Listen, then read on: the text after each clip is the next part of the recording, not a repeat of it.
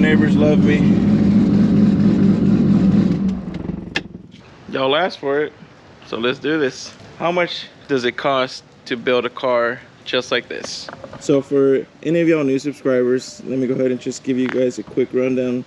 This is a 1997 original 6-speed, original turbo Toyota Supra. This is the limited 15th anniversary edition.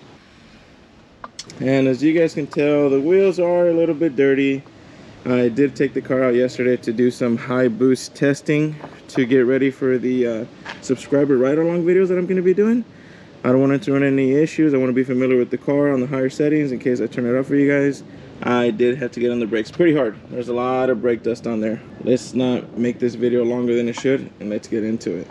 Now, just a quick disclosure on this. I know there is going to be a lot of controversy over this. Some people are going to be like, no, that's bullshit, blah, blah, blah. But at the end of the day, it is all up to you, and you could do whatever you want to do, okay? This is just my build. If you want to get a car like this, 1997 original turbo 6-speed car, it's going to run you somewhere around $70,000 to $80,000. Let's just call it 75 to start off, right? Or if you want to get like one of those like non-turbo ones, automatics, there's nothing wrong with that. At the end of the day, you are going to build it, right? So you could do somewhere around 40 grand, maybe $50,000, 40 to 50, let's call it 45. So you can either spend 45 grand on a base, you spend somewhere around 75,000 on something like this. Just in my opinion, if I were y'all, I'll just get the base, because at the end of the day, you are going to fully build the entire car. So there is really, besides bragging rights that you have an original turbo 6-speed car, it's the same thing.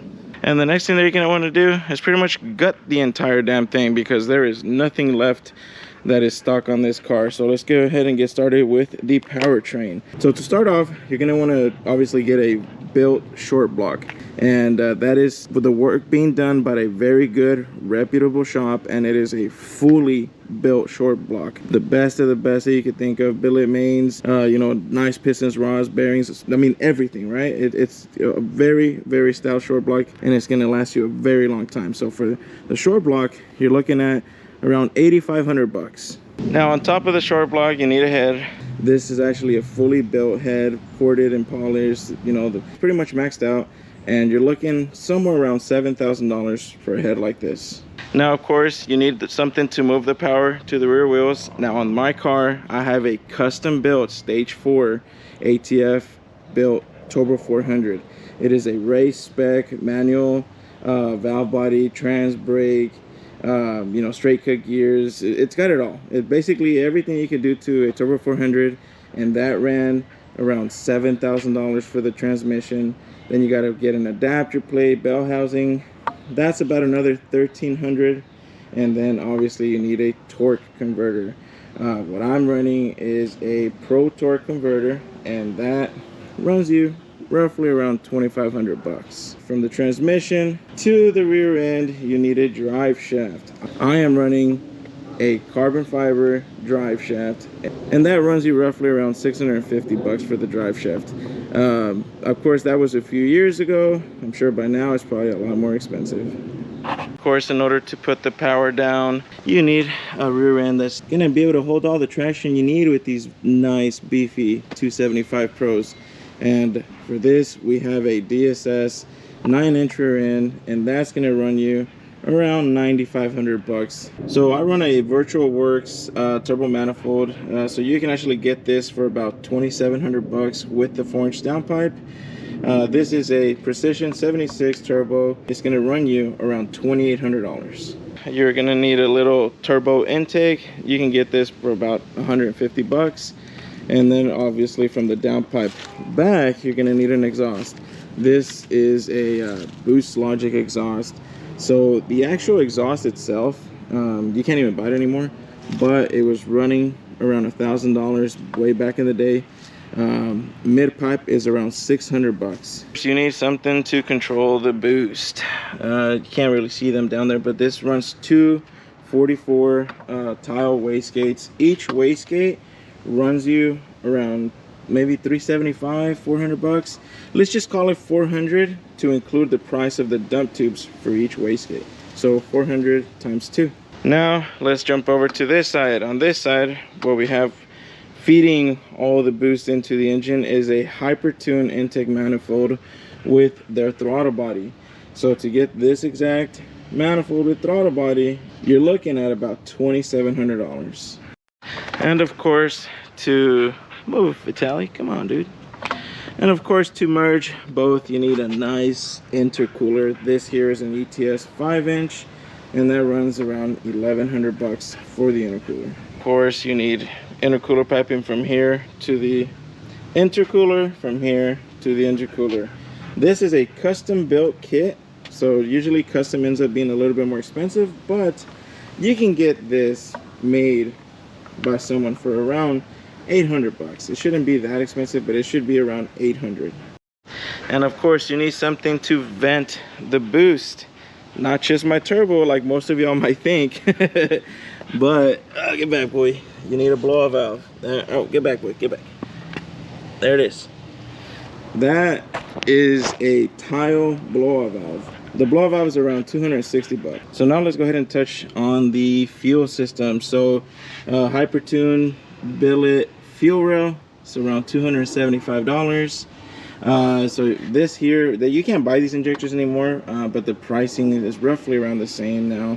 ID 2000s, those were running around $2,000 for all 6 of them. The Weldon fuel pressure regulator is around 230 bucks. I run a Weldon 2345 fuel pump on this car, and that's around 1,300 if you can find it, because those things are out of stock everywhere. So 1,300 bucks for the fuel pump. Nice fittings, nice fuel lines, all that stuff. I spent around 1,300 on all that. Yeah, but I mean, it's good stuff though. It's really good quality stuff. If you're still watching, you're gonna be very happy for me to tell you this, because I know a lot of people ask, what kind of shifter do I have? How does it work? Why does it shift like if it's a video game? All right, if you're watching, you're finally gonna know. You ever ask me, I'm just gonna send you this video. This here is a B&M ratchet shifter.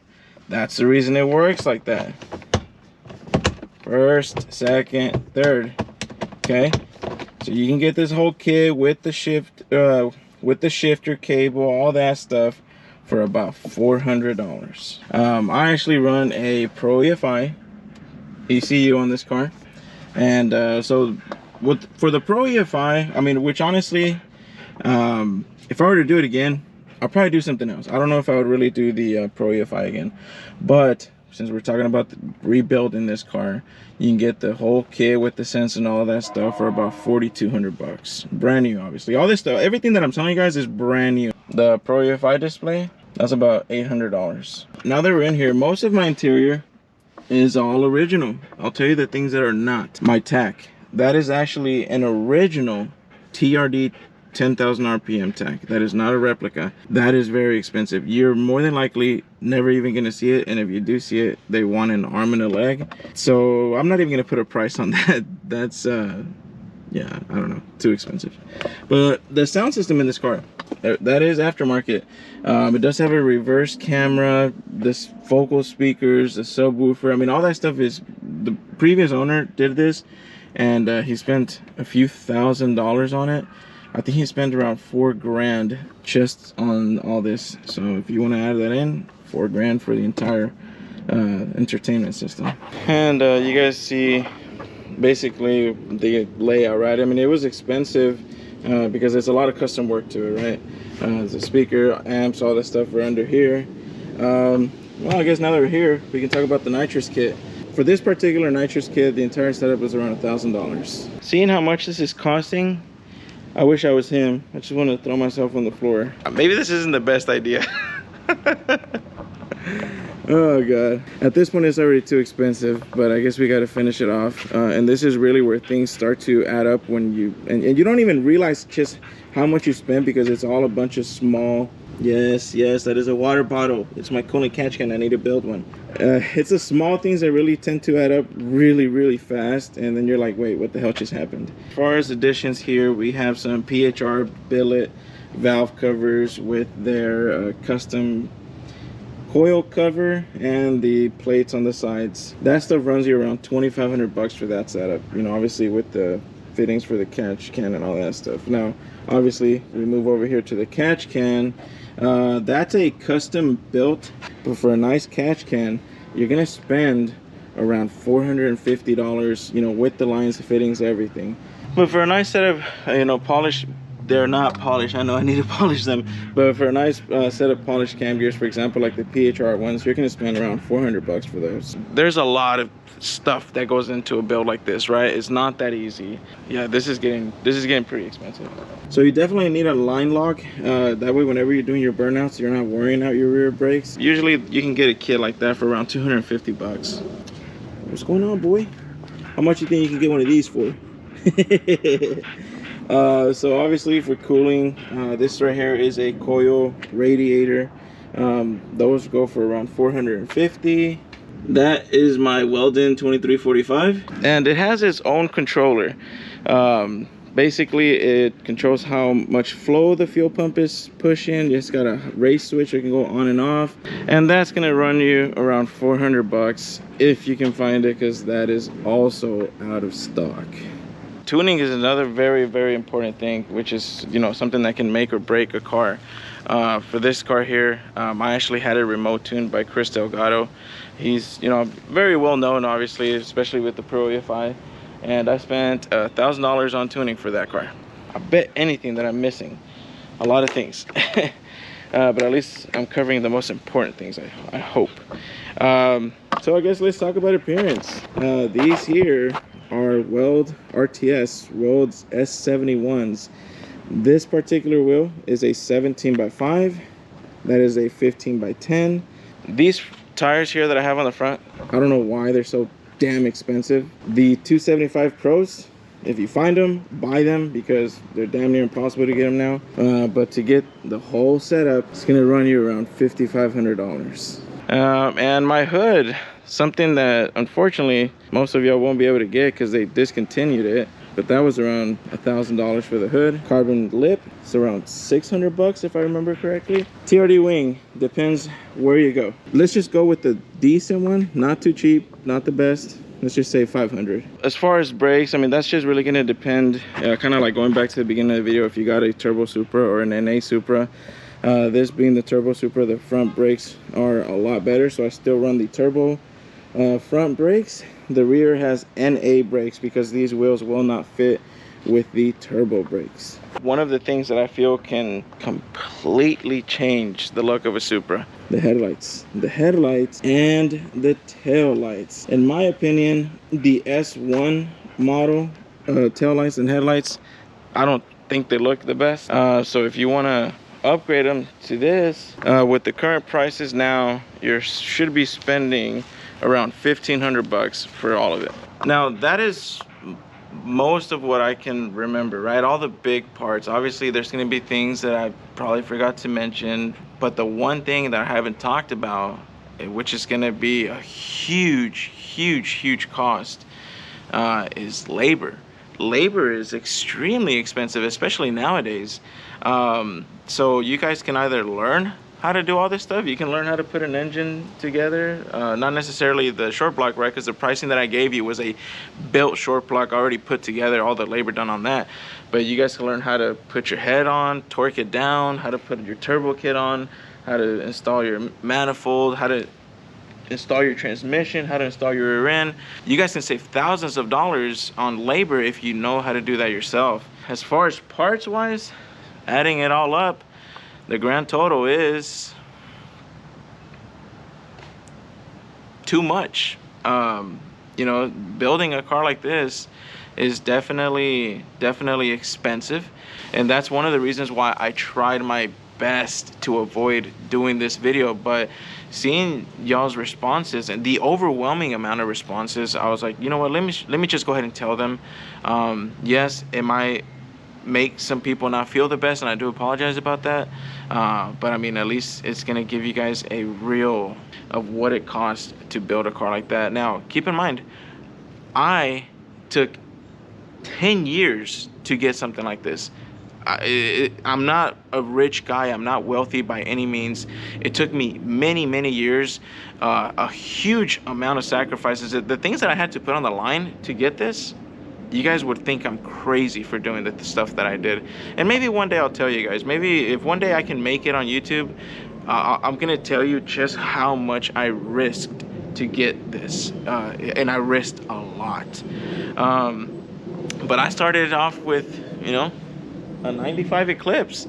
That's what I started off with, and you guys can do it too, man. If you guys are gonna sit there and tell me, oh no, it's too expensive, I'm not gonna be able to do it, well, you're already shutting yourself down. Don't ever count yourself out. It can happen. I mean, dude, I got another freaking Supra sitting in there. When I was a teenager, when I was in my early 20s, somebody told me that I would have this, I would think they were crazy. But yeah, here we are. Now, I mean, I guess with that being said, if any of y'all have interest in me doing, you know, a very similar style video like I did for this Supra, I can definitely do it for you guys. This right here, even though it's still a very fast, badass Supra, this is more budget friendly, or at least what I like to call Supra budget friendly. So if you guys want a cost breakdown on this one here, please let me know. I'll be more than happy to do it for you guys, because I think most of you guys should be able to afford something like this. Go work hard, go chase your dreams. You know, if I may give y'all some advice, if you're young and you guys want things like this, I know people say, oh, you know, there has to be a work-life balance. Yeah, which is true, right? But whenever you're young, my personal opinion, fuck that, dude. Get to work, get busy, grind, because shit like this doesn't happen by sitting around on the weekends watching movies and playing PlayStation. Absolutely not. You got to sacrifice. And it's always worth it though, man. You'll have the things. It depends how bad you want it, right? But you'll have the things that you want if you put in the time and you sacrifice. I can go on these motivational speeches forever, man. I'm gonna go ahead and call it here, and y'all have a good weekend. Later.